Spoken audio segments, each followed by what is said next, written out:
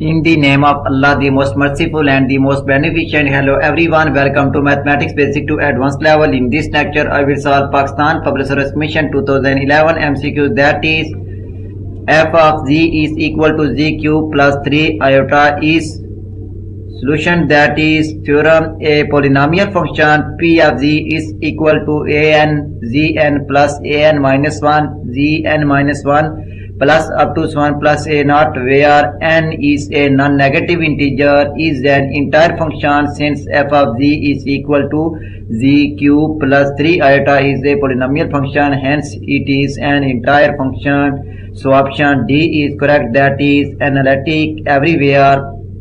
If you like my lecture, then please subscribe, share, like and press bell icon for latest update on my YouTube channel. Thanks for watching my YouTube lecture. Okay, Allah Hafiz.